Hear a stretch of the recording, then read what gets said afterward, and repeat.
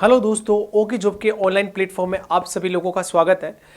जैसा कि हम लोग आज पढ़ने वाले हैं सीईटी की जो सीरीज चल रही है हमारी साइंस की एमसीक्यू वाली फिजिक्स में, तो वो टॉपिक है दोस्तों अपना लाइट, जो हम लोग यहाँ पर डिस्कस करेंगे जो प्रीवियस ईयर के जितने भी क्वेश्चन हैं उनके आधार पर। ठीक है, तो जो भी हमारे पास हीट के जितने भी पार्ट्स हैं, साउंड है, लाइट है, ठीक है, तो हमने एक आध पार्ट इसका करा दिया है आपको। और जो हमने बायोलॉजी का टेस्ट सीरीज आपको अवेलेबल कराया प्रीवियस ईयर का, तो उसको भी आप लोग जाके देख लें, क्योंकि जिससे जितना ज़्यादा आप लोग देखोगे आपका उतना ही फ़ायदा होगा। तो हम लोग जो आज पढ़ेंगे लाइट से संबंधित जितने भी क्वेश्चंस बनते हैं तो उनके बारे में डिस्कस कर लेंगे, क्योंकि ये भी हमारे पास पार्ट फर्स्ट है। इसके भी ऐसे ही आगे ना कई सारे क्वेश्चंस के रूप में सीरीज आएगी आपको, तो पार्ट 1, पार्ट 2, पार्ट 3 के वो आपको प्लेलिस्ट के अंदर मिल जाएगी। हम लोग देखो क्वेश्चन हमारे पास टॉपिक पे आते हैं दोस्तों, वो टॉपिक है हमारा लाइट के ऊपर। तो उसमें से पहला क्वेश्चन दिया हुआ है कि प्रकाश छोटे छोटे कणों से दोस्तों मिलकर बना होता है। क्योंकि देखो हमारे पास जो ये लाइट के ऊपर है ना, 3 प्रिंसिपल दिए गए थे, 3 सिद्धांत दिए गए थे। एक तो हमारे पास था प्रकाश का कणिका सिद्धांत, जो कण के रूप में अगर हम लोग को दर्शाता है। एक था दोस्तों हाइगेन का तरंग सिद्धांत, तो जिन्होंने कहा था कि प्रकाश तरंग के रूप में दोस्तों क्या करता है, ट्रेवल करता है। तो ये कंडीशन हमको बताई गई थी। तो पहले में दूसरे में तो क्या हुआ था दोस्तों, इस तरह की कंडीशन गई थी तरंग के रूप में। लेकिन ये किसने कहा था, हमसे हाइगेन्स ने कहा था। कंडीशन क्या हुआ दोस्तों, हाइगेन्स ने ना ये सारी चीजें बताई तो थी, लेकिन ये मतलब इसकी कणीय प्रकृति को इसको प्रकट मतलब ये एक्सप्लेन नहीं कर पाया। इसने केवल है ना अपवर्तन, परावर्तन, ठीक है, और पूर्ण आंतरिक परावर्तन की घटनाओं को इसने एक्सप्लेन कर दिया, लेकिन ये बाकी की घटनाओं को ना बिल्कुल एक्सप्लेन नहीं कर पाया, इसलिए ये पूर्ण रूप से सफल नहीं हो पाया। ठीक है, अब दरअसल यहाँ पर इससे पहले ना एक कणिका वाला सिद्धांत आया था, तो उसमें ये कहा गया था, दकार्ते ने दिया था दोस्तों, लेकिन दकार्ते ने कब दिया था, 1678 में। कब दिया था, 1678 में। घटना ऐसी हो गई थी कि ये पूरा एक्सप्लेन नहीं कर पाया। उसके बाद इसी सिद्धांत को आगे किसने बढ़ाया था दोस्तों, कि प्रकाश कण के रूप में व्यवहार करता है, न्यूटन साहब ने बढ़ाया था। इसीलिए कभी भी पेपर में अगर आए तो आपसे पूछा जाए कि प्रकाश का कणिका सिद्धांत किसने दिया था, आप दकार्ते आंसर नहीं लगाओगे। इसका श्रेय किसको दिया जाता है दोस्तों, न्यूटन को दिया जाता है। तो आप आंसर क्या लगा के आओगे, न्यूटन। अब आपको पता ही है सबसे खतरनाक साइंटिस्ट जो थे, उसके बाद तीसरे नंबर पे आए थे दोस्तों, ये है दोस्तों हमारे पास फोटोन थ्योरी या फोटोन सिद्धांत। उनका नाम है दोस्तों सर अल्बर्ट आइंस्टीन। उनका नाम क्या है, सर अल्बर्ट आइंस्टीन। और उन्होंने दोस्तों ये सिद्धांत जो दिया था ना, बंगाल का विभाजन कब हुआ था, 1905 में। तो दोस्तों उसी आधार पर आपको ध्यान रखना है, 1905 में ये सिद्धांत दिया था इन्होंने दोस्तों। प्रकाश की है ना कणीय प्रकृति के बारे में, साथ में उन्होंने तरंगी प्रकृति के बारे में सारी कंडीशन बताई थी दोस्तों, और दोनों को एक्सप्लेन किया था विद एग्जाम्पल, सारी चीजें एक्सप्लेन करी थी। ठीक है, तो इस आधार पर ये सिद्धांत जो ज्यादा फेमस है, इन्होंने ही कहा था प्रकाश दोस्तों छोटे छोटे कणों के रूप में क्या करता है, एक जगह से दूसरी जगह पर जाता है, या कणों से मिलकर बना होता है, जिन्हें हम लोग दोस्तों क्या बोलते हैं, फोटोन। क्या बोलते हैं, फोटोन। एक बात आपको बता दूं, ये फोटोन होता है ना दोस्तों, इसकी ऊर्जा दोस्तों फिक्स होती है, E बराबर क्या होती है, एच न्यू। क्या होती है, E बराबर एच न्यू। समझ गए आप लोग। तो इसकी फोटोन की जो ऊर्जा होती है वो हमारे पास E बराबर एच न्यू होती है। ये फिक्स है, प्रत्येक फोटोन की ऊर्जा इतनी ही होगी। आगे देखो क्वेश्चन नंबर 2 दिया हुआ है दोस्तों। इस 2 के अंदर क्या दिया हुआ है, प्रकाश तरंगे किस प्रकार की तरंगे हैं।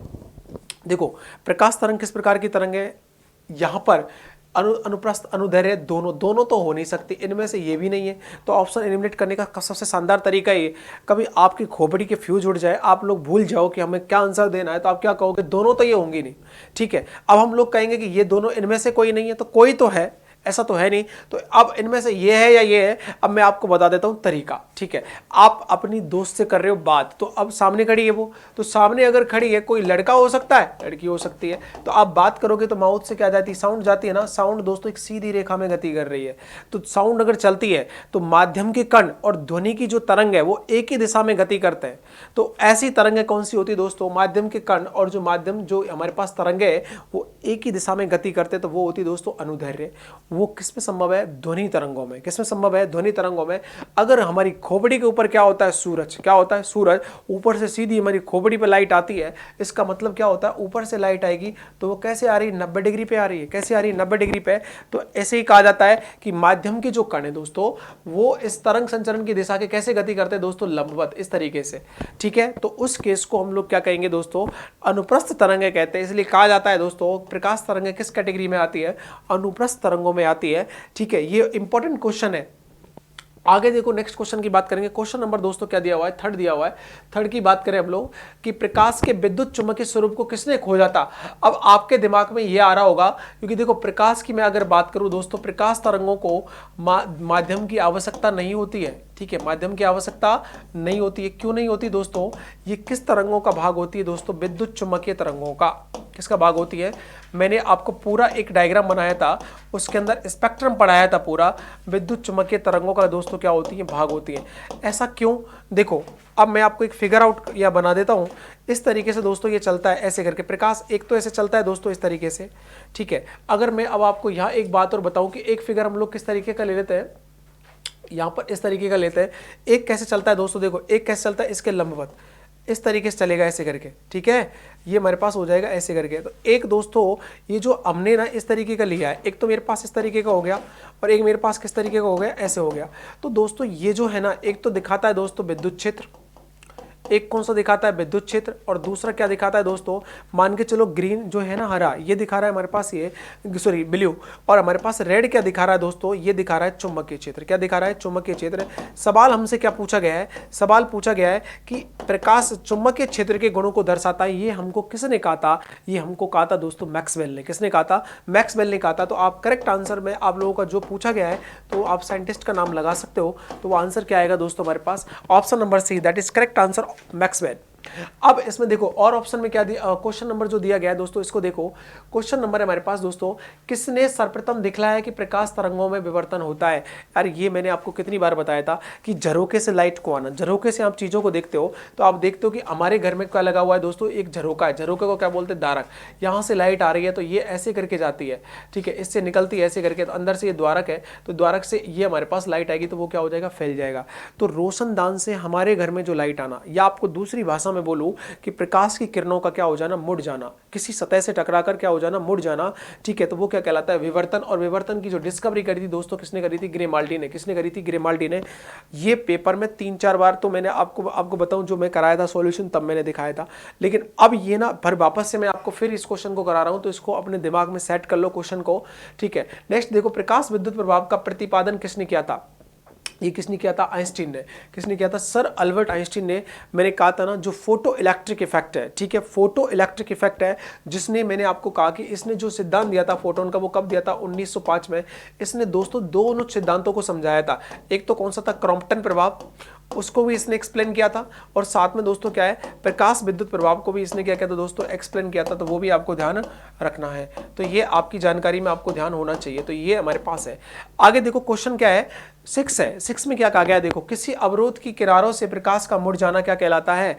अभी थोड़ी देर हमारे पास ग्रेमाल्डी क्या कह रहे थे भाई साहब, ग्रेमाल्डी यही कह रहे थे कि प्रकाश की तरंगों का विवर्तन कैसे होता है। वो विवर्तन की डेफिनेशन लिखी हुई है नीचे, कि किसी अवरोध से टकराकर, किसी अवरोध से टकराकर प्रकाश का क्या हो जाना, मुड़ जाना क्या कहलाएगा दोस्तों, विवर्तन। क्या कहते हैं इसको इंग्लिश में, इसको इंग्लिश में बोलते हैं दोस्तों डिफ्रेक्शन, ठीक है, डिफ्रेक्शन, DIFFRCTION। जैसे मैं आपको बताऊं कि यहाँ दोस्तों, यहाँ पर कोई प्रकाश का स्रोत है, यहाँ से प्रकाश की किरण ऐसे आती है और ये द्वारक से निकलती है, यहाँ पर ऐसे आती है, बहुत सारे तरंग आते हैं, इनको तरंगाग्र बोलते हैं। तो दोस्तों ये कैसे जाते हैं, ऐसे फैल जाते हैं, ये कैसे फैल जाते हैं, ऐसे फैल जाते हैं। और इस तरीके से आपको कहा, मैंने आपको दिखाया भी था कि एरोप्लेन की क्या परछाई नहीं बनती क्या दोस्तों, एरोप्लेन की परछाई बनती है। हमारी क्या बनती है, शैडो बनती है, परछाई बनती है। उसका भी कारण क्या होता है दोस्तों, उसका भी कारण विवर्तन ही होता है। आप देखते हो जैसे जैसे सूरज ऊपर आता जाता है तो हमारी परछाई क्या होती जाती है, कम। जब सूरज उगता है हमारे सामने तो हमारी परछाई होती बड़ी। लेकिन दोस्तों जैसे जैसे हम लोग यहाँ खड़े होते हैं, ठीक है, अब सूरज जैसे जैसे यहाँ से हम लोगों की परछाई बनती है ज़्यादा बड़ी, जैसे जैसे यहाँ आएगा परछाई का मान धीरे धीरे क्या होता जाएगा दोस्तों, छोटी होती जाएगी ऐसे करके। लेकिन एक ऐसा टाइम आता है दोपहर में बिल्कुल 12 बजे कि हमारी कोई परछाई नहीं बनती, क्योंकि दोस्तों जो हमारे पास सन होता है ना दोस्तों, वो सीधा हम पे 90 डिग्री के अंतराल में होता है। तो हम उसके बाद हमारे पास कोई भी किरण हमारे यहाँ से नहीं निकलती, ठीक है।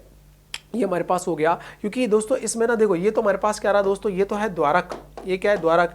अगर बीच में कोई अवरोधक आ गया और प्रकाश की किरण दोस्तों यहाँ से निकलती है, तो इस केस में ऐसे अवरोधक आ गया तो दोस्तों ये यहाँ से मुड़ जाती है ऐसे करके, ठीक है। और ये जितना ज़्यादा यहाँ पर दोस्तों ये पर्दा है, और पर्दे पे अगर ये मुड़कर क्या बनाती है दोस्तों, यहाँ पर बनाती है दोस्तों इमेज। क्या बनाती है, इमेज, मतलब प्रतिबिंब का निर्माण करती है। और यहाँ पर ये भी दोस्तों क्या है, पर्दा है, तो यहाँ पर भी किसका निर्माण होता है दोस्तों, इमेज का निर्माण होता है। तो ये आपको ध्यान रखना है। तो आपको दोनों चीज़ें याद रखनी, चाहे द्वारक हो चाहे क्या हो दोस्तों अवरोधक, दोनों चीज़ मैंने आपको with photo with diagram clear कराई थी क्लास के अंदर। आप प्ले लिस्ट में जाके देखा तो करो सारी चीज़ों को, जब पता लगेगा आपको। आगे हम लोग बात करेंगे प्रकाश में। देखो ये क्वेश्चन वीडियो मेंस के अंदर आया हुआ है, ध्यान रखना, ये वाला क्वेश्चन वीडियो मेंस के अंदर डायरेक्ट पूछा गया था कि प्रकाश में ध्रुवन की घटना, यह सिद्ध हो, प्रकाश की ध्रुवन की घटना से यह सिद्ध होता है कि प्रकाश तरंगें होती हैं। कौन सा होता है बताओ, मैंने क्लियर बताया था। आप अगर स्कूटर पर बैठ के जा रहे हो, ठीक है, और या गाड़ी चला रहे हो, तो उस केस में क्या होगा कि रात को जब लाइट आती है तो चकाचौंध हो जाती है, कुछ भी दिखाई नहीं देता, क्योंकि दोस्तों जब प्रकाश की तरंग में अनुध्रुवित प्रकाश होता है तो उसमें जो प्रकाश होता है उसमें बहुत सारे क्या होते हैं, विद्युत क्षेत्र होते हैं। और इसमें मैंने आपको कहा था कि अगर इस तरीके की कोई तरंग आ रही है, ठीक है, ऐसे करके आ रही है, ऐसे करके, और इसमें हम लोगों ने ऐसे करके भी तरंग गुजारी है, तो यहाँ पर दोस्तों ये कैसा प्रकाश होता है, ये अध्रुवित प्रकाश होता है। कैसा होता है, अध्रुवित प्रकाश। अब इसमें हमको क्या होती है दोस्तों, कुछ ही दिखाई नहीं देता, चकाचौंध हो जाती है। यहाँ हम लोग क्या लगाते हैं, पोलराइजर, क्या लगाते हैं, पोलराइजर लगाते हैं। और इस पोलराइजर, ध्रुवक जिसको हिंदी में बोलते हैं, तो इस ध्रुवक से क्या होगा दोस्तों, अध्रुवित प्रकाश से हमें दोस्तों ये इस तरीके से होता है। तो ये इस प्रकाश की किरणों को तो ऐसे तो कर लेता है अवशोषित, जो इस प्रकार की किरण आएगी ना दोस्तों नीचे वाली, तो उसको ही निकलने देता है ऐसी वाली को, और इस बाकी की चीजों को क्या कर लेता है, अवशोषित। क्यों अवशोषित कर लेता है, क्योंकि दोस्तों ये उसके अंदर क्या होता है, मैग्नेटिक फील्ड या विद्युत क्षेत्र उत्पन्न करने क्या काम आती है, उसको विद्युत क्षेत्र उत्पन्न करती है, जिससे इलेक्ट्रिसिटी क्या होती है, बनती है, तो उनको ये जाने नहीं देता। अब इतने अलग अलग तलों पर बना हुआ है ये प्रकाश, तो उसको केवल एक ही तल में कन्वर्ट करके भेजता है। वो काम किसका होता है दोस्तों, ध्रुवक का। किसका काम होता है, ध्रुवक का। और इस विधि को हम लोग क्या बोलते हैं दोस्तों, पूरी को, ये ध्रुवित प्रकाश होगा तो इस विधि को क्या बोल देंगे, ध्रुवण। ठीक है, इसको क्या बोलेंगे हम लोग, ध्रुवण बोलेंगे दोस्तों। अब ध्रुवण की मैं आपको घटना बताऊं दोस्तों, यह केवल अनुप्रस्थ तरंगों में होती है। केवल किस में होती है, अनुप्रस्थ तरंगों में होती है, अनुदैर्ध्य में नहीं होती। ये केवल अनुप्रस्थ में होगी, अनुदैर्ध्य में नहीं होगी। इसका मतलब है ध्रुवण उसी में होगा जिसमें हमारे पास है। तो हमारे पास क्या होगा, करेक्ट ऑप्शन, कि प्रकाश में अगर ध्रुवण हो, प्रकाश में अगर ध्रुवण की घटना होती है तो इससे एक चीज सिद्ध हो जाती है कि वो किस प्रकार की तरंग है, अनुप्रस्थ। इसमें दोस्तों प्रकाश का वेग है, देखो इसमें दोस्तों ऑप्शन टाइप वाले ने गलत टाइप कर दिया दोस्तों, इसमें इस तरह का कोई ऑप्शन नहीं आएगा। ठीक है, आप लोग ध्यान रखना, प्रकाश का वेग किसने ज्ञात किया था दोस्तों, सबसे पहले रोमर ने। सर्वाधिक कहाँ होता है दोस्तों, निर्वात में होता है। मैं आपको डेटा मेंशन करवा देता हूँ अगर सवाल में आता है, तो इसमें ऑप्शन में दोस्तों आना तो चाहिए था 3 × 10⁸ मीटर पर सेकेंड, 3 × 8 मीटर पर 3 × 10⁸ ये इस तरह का ऑप्शन नहीं आएगा आपको, इन्होंने बाई टाइपिंग एरर मिस्टेक है ये। ठीक है, तो आप लोगों को मैंने बता दिया है। आगे देखो क्वेश्चन की बात करेंगे दोस्तों, एक कटा हुआ हीरा क्यों चमकता है। अगर आप लोग बताओ, हमने ना एक कटा हुआ कांच ले लिया, एक कटा हुआ हीरा ले लिया, तो उस कंडीशन में हम उस पर लाइट अगर देते हैं, लाइट के सन की लाइट अगर जाती है या हम लोग प्रकाश की किरण को डालते हैं तो वो हमें रंगीन दिखाई देता है। ऐसा क्यों, उसकी इंटरनल स्ट्रक्चर के कारण? ऐसा तो बिल्कुल ही नहीं है भाई। प्रकाश के शोषण के कारण, ये प्रकाश क्या शोषण करेगा इसका, कुछ अन्य निहित गुणों के कारण नहीं भाई। ये किसके कारण दिखाई देता है दोस्तों, पूर्ण आंतरिक परावर्तन की घटना होती है, टोटल इंटरनल रिफ्लेक्शन होगा तो ही ये हमको चमकीला दिखाई देगा। मैंने आपको देखो 3-4 एग्जाम्पल बताए थे दोस्तों TIR के, वो क्या क्या थे। पहला दोस्तों, मरुस्थल में क्या बनना, मृग मरीचिका का बनना। एक एग्जाम्पल तो प्यारा सा ये था दोस्तों हीरे का चमकना, उसमें से एक एग्जाम्पल हमसे पूछ लिया गया, ये रहा हीरे का चमकना। और मैंने उस टाइम कहा भी था कि भाई इनको आप रट लेना, याद कर लेना। इससे ये दोस्तों मेरे पास क्या है, ऑप्टिकल फाइबर। ठीक है, ऑप्टिकल फाइबर के बारे में मैंने कहा था कि ये क्वेश्चन आप लोगों को तीनों के तीनों इतने इंपॉर्टेंट है, मैं किसी के बारे में नहीं कह सकता कि कौन सा कब आ जाए। अभी रिसेंटली एग्जाम्स हुए तो उसमें भी ये आए, तीनों के तीनों भाई आ गए थे। उसमें क्वेश्चन पूछ लिया गया था कि निम्नलिखित में से कौन सी घटना TIR पर आधारित नहीं है, तो उसमें एक डॉपलर प्रभाव का क्वेश्चन दिया गया था। ठीक है, तो बनरक्षक वाला जो पेपर था ना, उसके अंदर यही सवाल आया था, TIR के एग्जाम्पल आए थे, तीनों को मैं पढ़ा चुका हूँ और तीनों को विद डायग्राम एक्सप्लेन कर चुका हूँ आपको। ठीक है, मैंने आपको पूरा सिस्टम दिखाया है, तो वो वीडियो लिस्ट में वीडियो देखो आप लोग, प्ले लिस्ट में जाके। अब देखो, एक व्यक्ति है, उसको बड़ा मजा आ रहा है, पानी में पैर को लटका कर बैठा हुआ है। व्यक्ति को उसके पैर मुड़े हुए या छोटा दिखाई देता है। अब एक बार बताओ, वो पैर क्या छोटा हो गया क्या पानी में डलने से? ऐसा नहीं होता दोस्तों, कुछ इंसिडेंट्स नेचुरली रूप से होते हैं। हमें देखो, आप लोग देखते हो, अगर दुकानों के ऊपर दुकानों पे जाते हो तो आप लोग गिलास में क्या रखा होता है दोस्तों, नींबू। वो नींबू होता तो इतना सा है लेकिन दोस्तों दिखाई कितना देता है, ऐसा मोटा। पहली चीज आपने छोटी क्लासों में देखा होगा कि दोस्तों सिक्का ना हम लोग यहाँ पर डालते हैं, तो सिक्का हम यहाँ पर डालते हैं ना दोस्तों, लेकिन हम लोग यहाँ से देख रहे होते हैं। देखो हम लोग कहाँ से देख रहे होते हैं, यहाँ से देख रहे होते हैं इस तरीके से। तो हमारी प्रकाश की किरण देखो हमको दिखना तो कहाँ चाहिए था यहाँ पे, लेकिन दोस्तों ये हमको कहाँ दिखाई देता है, ऊपर दिखाई देता है। ठीक है, ऊपर सिक्का ऊपर उठा दिखाई देता है। या आप स्विमिंग पूल में नहाने जाते हो तो उसमें उसका तल कहाँ दिखाई दे रहा है, ऊपर। हमको ऐसा लगता है कि हम लोग डूबेंगे नहीं, तो हम कूदते हैं उसमें, तब उनको एंजॉय करते हैं, तो उसका तल भी क्या दिखाई देता है, ऊपर दिखाई देता है। ये सब घटना किसके कारण होती है दोस्तों, ये होती है प्रकाश के अपवर्तन के कारण। ठीक है, रिफ्रेक्शन ऑफ लाइट किसके कारण होती है दोस्तों, ये सारी घटना मैंने आपको जितने भी एग्जांपल्स बोले मैंने आपको लिखा चुका हूं, इनको नोट्स में एक बार देख लेना भाई। और आपको अब पता लग गया होगा कि जितने भी क्वेश्चंस आ रहे हैं सारे प्रीवियस ईयर के, तो सब में पूछा गया है। ठीक है, नेक्स्ट क्वेश्चन की बात करते हैं दोस्तों। क्वेश्चन नंबर है हमारे पास 11। जब प्रकाश की किरण विरल माध्यम से सघन माध्यम में जाती है, ठीक है, जब प्रकाश की किरण, मैंने आपको बताया था कि जब प्रकाश की किरण एक माध्यम से दूसरे माध्यम में जाती है तो वो अपने मूल मार्ग से क्या हो जाती है दोस्तों, विचलित हो जाती है। तो इसी घटना को क्या बोलते हैं, अपवर्तन। लेकिन अगर प्रकाश की किरण उसी माध्यम से गई और उसी माध्यम में वापस आ गई तो उसको क्या बोलते हैं हम लोग, परावर्तन। दोनों में ध्यान रखना, परावर्तन सेम माध्यम में होता है, अपवर्तन अलग अलग माध्यम में होता है, एक माध्यम में नहीं होगा। ये अपने दिमाग को कंसेप्ट क्लियर कर लेना। अब मैं आपको दोनों चीजें समझा देता हूं दोस्तों। अगर प्रकाश की किरण कहां से चलती है दोस्तों, विरल माध्यम से। ये क्या है दोस्तों, अभिलंब। ये क्या है, अभिलंब। अब देखो प्रकाश की किरण नीचे कौन सा माध्यम है दोस्तों, सघन। कौन सा माध्यम है, सघन। सघन माध्यम की बात, जब प्रकाश की किरण दोस्तों यहां से चलती है विरल माध्यम से सघन माध्यम में, इसको जाना कैसे चाहिए था, इस तरीके से जाना चाहिए था। लेकिन दोस्तों ये ऐसे ना जाकर ये कहां जाती है, इधर की ओर आ जाती है। तो ये प्रकाश की किरण जब विरल माध्यम से कहां जा रही है, सघन माध्यम में, तो ये दोस्तों अभिलंब की ओर मुड़ जाती है। किधर मुड़ जाती है, अभिलंब की ओर मुड़ जाती है। अभिलंब इधर है तो इधर ही आ जाती है, अभिलंब की ओर मुड़ जाती है। ठीक है, ये आपको देखना है, तो ये हमको आना चाहिए। अब अगर हम लोग दूसरी बात करेंगे दोस्तों, ये हमारे पास क्या हो गया, ये हमारे पास क्या है, अभिलंब है। तो इसको हम लोग देखते हैं, तो ये हमारे पास क्या हो जाएगा, वापस से क्या हो जाएगा दोस्तों, सघन। हम उसको उल्टा कर लेते, एक बार हमने बिरल में भेज लिया, बिरल से सघन में भेज लिया। हम एक बार क्या करें दोस्तों, सघन से दोस्तों क्या भेज ले, बिरल में। यहाँ से प्रकाश की किरण चली, इसके साथ जो कोण बनाती है ना दोस्तों, अभिलंब के साथ ये किरण कोण बनाती है। ये कौन सी किरण है, आपतित। इसको आप कौन सी किरण बोलोगे, इंसिडेंट रे है ये, तो इसको आपतित किरण बोलेंगे। ठीक है, और इसको हम लोग बोलेंगे दोस्तों, तो ये हमारे पास कौन सी हो जाएगी, अपवर्तित। तो ये ध्यान रखना, परावर्तित नहीं है, तो अपने दिमाग का ओपन रखना आप लोग, ये अपवर्तित किरण है। अब इसको जाना कैसे चाहिए था, देखो भाई ऐसे जाना चाहिए था, लेकिन ये ऐसे ना जाके कैसे जाती है, ऐसे। तो ये अभिलंब से क्या हट जाती है, दूर हट जाती है। और ये जो कोण बनाती है ना दोस्तों, ये बनाती है अपवर्तन कोण, और ये क्या बनाती है, आपतन कोण। प्रकाश की किरण यहाँ पर भी ये क्या बनाती है दोस्तों, इस तरीके का। तो इसमें तो अभिलंब से क्या होती है, पास में आती है, लेकिन इसमें अभिलंब से क्या आती है, दूर हटती है, अभिलंब से दूर हटती है।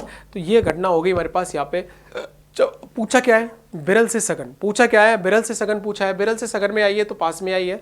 अब आपको तरीका मैं बताता हूँ कि अगर एक ग्राउंड है, एक ग्राउंड में बहुत सारी भीड़ है, ठीक है, क्योंकि विरल और सघन भी हम लोग कहेंगे जिसका अपवर्तनांक ज्यादा होगा ना, या जिसका प्रकाशीय घनत्व ज्यादा होगा, उस माध्यम को हम क्या बोलते हैं, सघन। क्या बोलते हैं, सघन।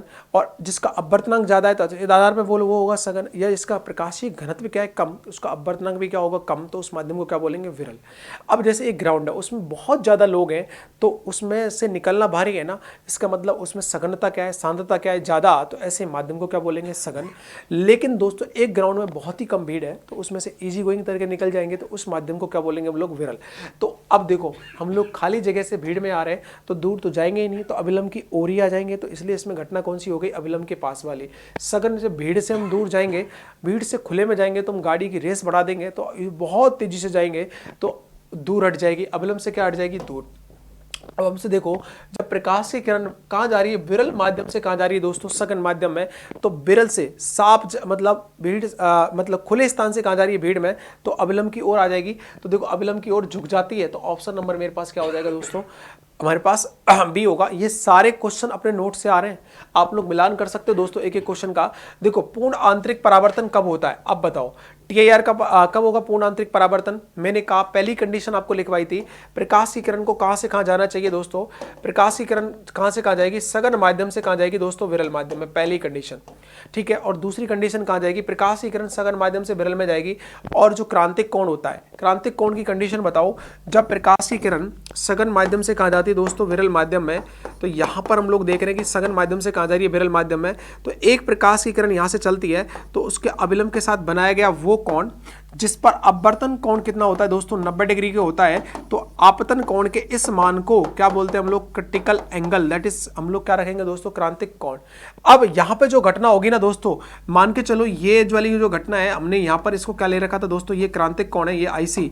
लेकिन यहाँ आपतन कोण का मान, पहली कंडीशन ये होगी कि सघन से विरल में जा रही है, दूसरी कंडीशन होगी कि आपतन कोण का मान दोस्तों इस क्रांतिक कोण से क्या होगा, ज्यादा। उस स्थिति में यदि कोई प्रकाश की किरण आपतन कोण से अधिक यदि कोई प्रकाश की किरण क्रांतिक कोण से अधिक आपतन कोण पर आती है तो अपवर्तन के पास दोस्तों उसी माध्यम में वापस आ जाती है। इसी घटना को हम लोग क्या बोलते हैं, पूर्ण आंतरिक परावर्तन। ठीक है, एग्जांपल मैं आपको लिखा चुका हूं, आप लोग देखो। पूर्ण आंतरिक परावर्तन होता है विरल माध्यम से सघन, नहीं ये तो बिल्कुल ही नहीं है भाई, विरल से सघन तो है नहीं, सघन माध्यम से विरल, ये कंडीशन सही है आगे की। आगे कह रहा है आपतन कोण क्रांतिक कोण से क्या होता है, अधिक, यही हमारे पास करेक्ट आंसर है। ठीक है, उल्टा नहीं फंसा दे, आपको ध्यान रखना। दो कंडीशन दोनों की दोनों मेंशन है इसमें, मैंने आपको दोनों के दोनों लिखा रही कंडीशन, फर्स्ट विरल, सघन से विरल, और दूसरा उसके अंदर क्या हो जाएगा दोस्तों, आपतन कोण का मान क्रांतिक कोण से क्या होना चाहिए, ज्यादा होना चाहिए, तो ही ये घटना होगी, अदरवाइज नहीं होगी। क्वेश्चन नंबर है हमारे पास 13। देखो, इंद्रधनुष किस कारण से बनता है, इंद्रधनुष बनने का कारण क्या होता है बताओ। देखो, हम लोग देखते हैं कि एक वर्षा के बाद सूर्य के विपरीत दिशा में बनने वाली एक अर्धचंद्राकार आकृति होती है, उसको हम लोग क्या बोलते हैं, इंद्रधनुष बोलते हैं। ये हमको मालूम है। बारिश हो गई है, सूर्य इधर है, ठीक है, बारिश इधर हो गई, सूर्य इधर है, तो जो भी हमारे पास बारिश होने के बाद नमी होती है, मतलब क्या होते हैं हमारे पास, नमी मतलब वाटर की ड्रॉप होती है। तो दोस्तों जैसे ही सूरज निकलता है तो यहां से किरण यहां जाती है, तो इसके अंदर पहली बार जब देखो, ये क्या है, अंदर पानी है, यहाँ क्या है, हवा, तो हवा का अपवर्तनांक कितना है दोस्तों, 1। तो ये तो हमारे पास हो गया ये वाली कंडीशन। अब दूसरा हमारे पास क्या हो गया दोस्तों, पानी। पानी का अपवर्तनांक बताओ कितना होता है, पानी का अपवर्तनांक होता है दोस्तों 1.33। कितना होता है, 1.33।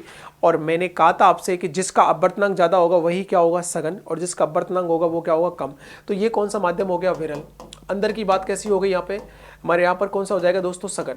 जब प्रकाश की किरण दोस्तों विरल माध्यम से सघन माध्यम में जाती है तो वो कहाँ मुड़ेगी बताओ, ये जानी तो कैसे चाहिए थी, ऐसे, तो जाएगी कैसे, ऐसे। फिर प्रकाश की किरण जाएगी ऐसे ऐसे ऐसे ऐसे, तो हमको दिखाई कैसे देगी, ऐसे और ऐसे दिखाई देगी। तो इसीलिए ना दोस्तों हमें किसका निर्माण दिखाई देता है, इंद्रधनुष का। और इंद्रधनुष दोस्तों यहाँ पर दो प्रकार के होते हैं, ध्यान रखना। इंद्रधनुष कितने प्रकार के होते हैं, दो। तो एक होता है दोस्तों हमारे पास प्राइमरी, और एक क्या होता है दोस्तों, सेकेंडरी। यहाँ आप ध्यान रखना, ये मैंने मान के चले, जैसे ये प्राथमिक इंद्रधनुष है, ये कौन सा है, प्राथमिक है, ठीक है, प्राथमिक इंद्रधनुष है। और एक कौन सा होता है अपने पास, द्वितीयक इंद्रधनुष। तो ये दोस्तों यहाँ से वॉयलेट से इसका बाहरी सिरा, प्राथमिक में कलर कोडिंग पूछी जाती है, तो कलर कोडिंग में ध्यान रखना, प्राथमिक इंद्रधनुष में बाहर वाला जो रंग होता है वो कौन सा होता है, लाल। कौन सा होता है, लाल। ये सीरीज जो स्टार्ट होती है ना विवग्योर की, V2R होती है। और द्वितीयक जो इंद्रधनुष होता है दोस्तों, देखो प्राथमिक इंद्रधनुष दोस्तों चमकीला होता है, ध्यान रखना, ठीक है, क्या होता है, चमकीला। अब कई बार आपने देखा है कि आपको दो दो इंद्रधनुष दिखाई देते हैं, तो दूसरा होता है दोस्तों इसके जस्ट ऊपर, ठीक है, इसके पूरा ऊपर होता है, ऐसे कंडीशन होती है। इसमें लाल रंग इसमें बाहर होता है प्राथमिक में, उसमें कहां होता है, अंदर होता है। तो आपको ध्यान रखना रेड कहां होगा, यहां पर। तो ये सीक्वेंस कोडिंग ज्यादा आती है पेपर में, तो आपको ध्यान रखनी है। और बाहर कौन सा होगा, बैंगनी। ये दोस्तों धुंधला होता है। ये कैसा होता है, धुंधला, इतना दिखाई नहीं देता। आप लोग मतलब इसकी तुलना में ये ज्यादा चमकता है, ये कम चमकता है, ठीक है। तो ये आपको ध्यान रखना है। दूसरा आपको मैंने कहा कि ये चीज हमारे पास है, तो कारण क्या है इसका बनने का, कारण इसका बनने का क्या है, पहले आपको बताऊं मैं कि सुबह सुबह बारिश होगी तो किधर बनेगा इंद्रधनुष, सूरज किधर उगता है, पूरब में, तो कहां बनेगा, पश्चिम में। अगर शाम को बारिश हो रही है तो किधर बनेगा, छिपता किधर है, पश्चिम में, तो बनेगा किधर, विपरीत दिशा में, पूरब में। लेकिन दोपहर में बारिश हो रही है तो कोई भी इंद्रधनुष नहीं बनेगा। अब कारण क्या है, देखो यहां से एंट्री विरल माध्यम से सघन माध्यम हुई तो क्या हुआ, अपवर्तन। अब इसमें अंदर ही अंदर अगर किरण घूम रही तो क्या होगा, परावर्तन, ठीक है। और इसमें उसके बाद निकलेगा तो क्या होगा, अपवर्तन। तो हमारे पास क्या आएगा ऑप्शन दोस्तों, इसमें होगा अपवर्तन और परावर्तन के कारण दोस्तों किसका निर्माण होता है, इंद्रधनुष का निर्माण होता है, जिसको रेनबो बोलते हैं अपन लोग, ठीक है। तो ये आप ध्यान रखना, मैंने आपको सारी चीजें समझा दी है। एक बार इस वीडियो को आप लोग अच्छे से देखना, अपने नोट्स कॉपी में जितनी भी एक्स्ट्रा चीजें मैंने आपको बताई हैं डिस्कशन के साथ, क्लास में ये पूरा डेटा समझाया आपको विद डायग्राम, ठीक है। प्लेलिस्ट में जाके देखो, सारी चीज़ें आपको अवेलेबल है, ठीक है दोस्तों। आप लोगों से इसी जो लाइट है ना, इसका नेक्स्ट जो पार्ट होगा दोस्तों, सेकंड पार्ट होगा, उसके साथ आपसे मिलेंगे। तब तक के लिए आप लोग है ना इसको ज़्यादा से ज़्यादा सब्सक्राइब कीजिएगा और साइंस की सटीक गोली सीरीज है ना उसको भी आप लोग देखिएगा। और हमारी जो झटका सीरीज चल रही है जेएम सर जो लेके आए ना उसको तो तुम बिल्कुल देखो, क्योंकि उसमें बहुत अच्छी अच्छी ट्रिकें लेके आए, चाहे हिस्ट्री का हो चाहे आप लोगों का पॉलिटिकल साइंस का हो। आप उसको देखोगे ना तो आपको आपका दिल है ना गदगद हो जाएगा। ऐसे ऐसे झटके हैं जिसमें आपको कोई दिक्कत ही नहीं आएगी। मतलब ये झटका सीरीज यही चीज़ को लेके आई है। और साइंस की सटीक गोली सीरीज में भी यही होता है, आपकी जितनी भी प्रॉब्लम्स होती हैं उनका सॉर्ट आउट होता है। उन सीरीजों में आपको किसी पर्टिकुलर ट्रिक चाहिए तो आप कमेंट मेंशन कर दो, ठीक है, जिससे आपको उसका सॉल्यूशन मिल जाएगा, आपको समस्या आपकी क्या हो जाएगी, दूर हो जाएगी। ठीक है दोस्तों, मिलेंगे आप लोगों से नेक्स्ट वीडियो में नेक्स्ट पार्ट के साथ। तब तक के लिए आप बने रहिएगा। धन्यवाद।